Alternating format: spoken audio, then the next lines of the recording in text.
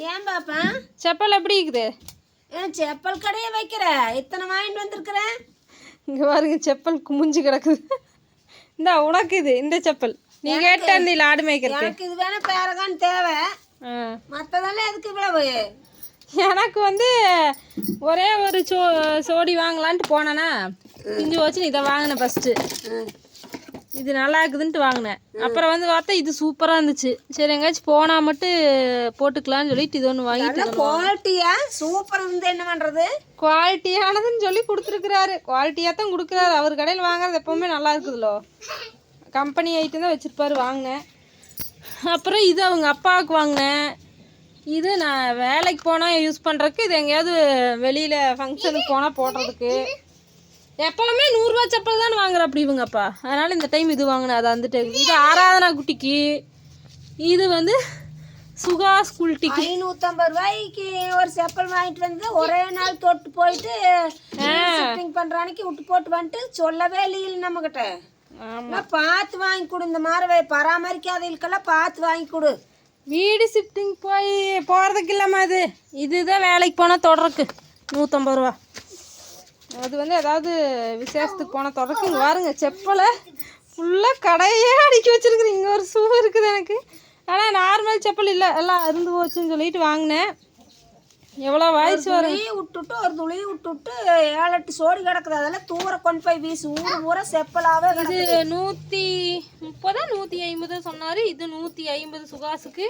இவங்க அப்பாவுக்கு இது 200. இது என்ன செப்பலா 1000 1500. இது 150, இது 100, இது 300, இது 450. அடா சாமி, ஏன் பாப்பா உனக்கெல்லாம் வேற வேலை போலப்ப நீ 450 போட்டு அரைச்சி செப்பல் வாங்குவாங்களா?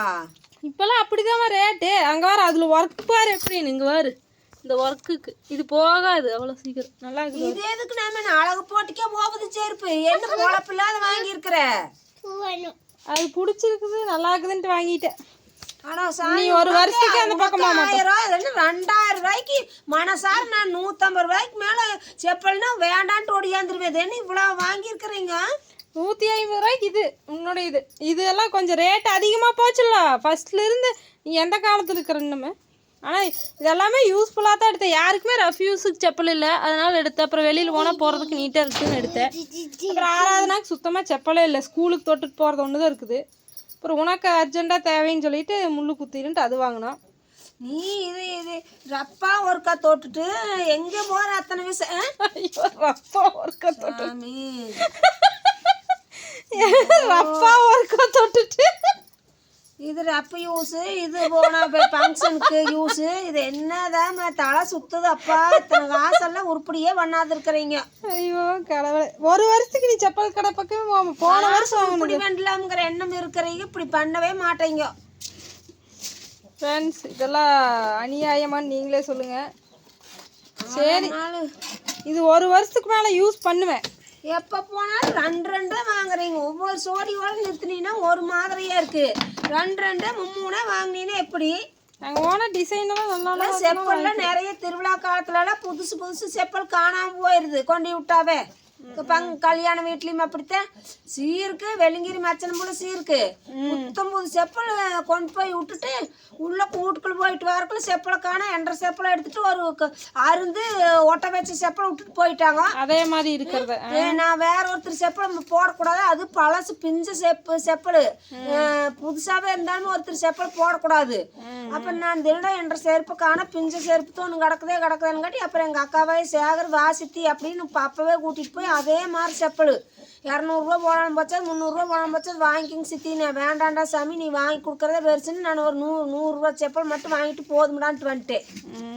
சரி, கொண்டு விட்டோம்னா எப்படி இது எல்லாம் வெளியே சொன்னாலுமே இது என்ன இந்த அம்மா இப்படிங்குது. அப்போ செப்பல் திருட வராங்களான்னு நினச்சிக்காதீங்க நண்பர்களே. உண்மையாலுமே நிறைய காணாம போகுது. ஆமாம், என்னுடையது இது மாதிரி ஒரு டைம் வேற டிசைனில் வச்சுருந்தேன். அதை மாற்றிட்டு அதே கலரில் அப்புறம் நான் கண்டுபிடிச்சி எடுத்துட்டேன். அப்புறம் மறுபடியும் ஐயோ, நானும் எத்தனையோ செப்பலை தொலைச்சிருக்கிறேன். அதனால தான் எனக்கெல்லாம் இந்த செப்பல் தான் எனக்கு ரொம்ப ரொம்ப பிடிச்சிருக்குது. நல்லா இருக்குதான்னு சொல்லுங்கள். இந்த மாதிரி எடுக்கணும்னு நினச்சி இன்னைக்கு எடுத்துகிட்டு வந்துட்டேன். இது எப்படி இருக்குதுன்னு சொல்லுங்கள். என்ன ரேட் இருந்தால் ஜெயலலிதா போடுற செருப்பாட்டு இருக்குது. இது எதுக்கு? நானும் மீட்டிங் போகிறேன் அதுக்கு. சாமி, இதில் எது நல்லா இருக்குதுன்னு சொல்லுங்கள். எல்லாம் யூஸ்ஃபுல்லாக தான் வாங்கியிருக்கேன்னா இல்லை வெட்டி செலவு தான் பண்ணிட்டுனா நீங்களும் கமெண்டில் சொல்லுங்கள், நானும் தெரிஞ்சுக்கிறேன். அரை மால் 2000 ரூபா ரேட்டுக்கு மேலே வருதுங்க நண்பர்களே. தூக்கம் வருமுங்களே எனக்கு. இந்த சோலை கருது சோளக்கருது கூட இது 10 ரூபாய் என்ன 20 ரூபாய் போனாலும் போச்சா திங்கிறதுக்கு வயிற்று திங்கிறதுக்கு. அந்த இது ஸ்வீட் கார்ன் 20 ரூபா ஒன்று புதக்குன்னு போகுமே. ஒன்று 20 ரூபா அப்படின்னு சொன்னாரு. ஆமா 1.20 அது எங்கேயுமே எல்லா பக்கமும் 20. நான் 5 வாங்கிட்டு வந்தேன். நானும் 1.20 தான் அன்னைக்கு பஸ் ஸ்டாண்ட்ல கேட்ட வேக வச்சது. 30 ரூபாய் என்னமோ சொன்னாங்க வேக வச்சது. வேக வச்சது 30 தான் சொன்னார். அப்புறம் நான் வேண்டாங்க 30 வேண்டாம் அப்படின்ட்டு நானும் ஒடியான்ட்டேன் வேலையை கேட்டு பார்த்துட்டு. ஆளுக்கு ஒன்று வாங்கிட்டு வந்தேன் 5 பேர்த்துக்கு 5. இந்த சோளக்கருதெல்லாம் எனக்கு இஷ்டத்துக்கு கடந்தது திங்க மாட்டாது. ஆயா எத்தனை கொண்டு வருவா அப்படி இல்லை இது சாமி.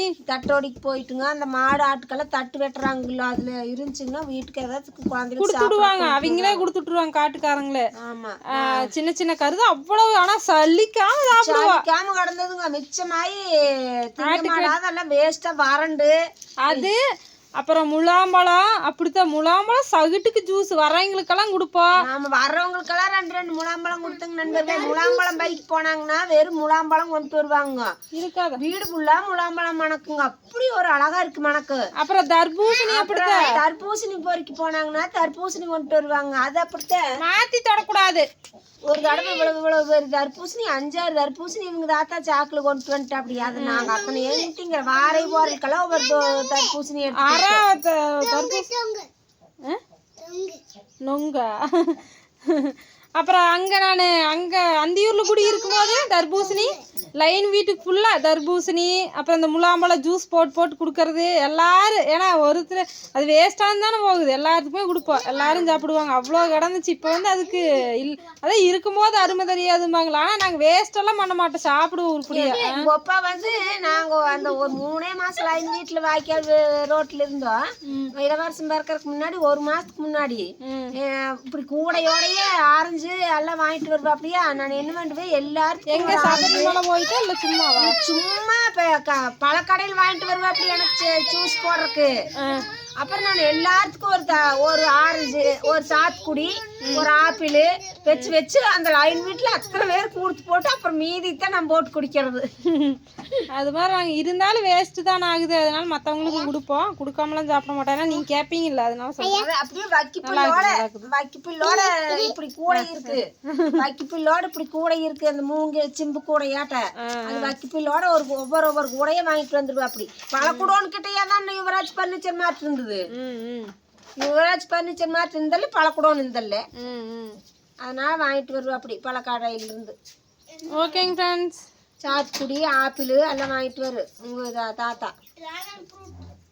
டிராகன் ஃப்ரூட் எல்லாம் நான் அப்பெல்லாம் இல்லை, இப்போதான் டிராகன் ஃப்ரூட்டே வந்திருக்குது. அது ஸ்டார் காய் இதெல்லாம் நீ எதையும் வாங்கக்கூடாது. வாங்கினா சாப்பிட்றது இல்லை நீ. சரி அடுத்த வீடியோவில் பார்க்கலாமா? பாய். வணக்கம்.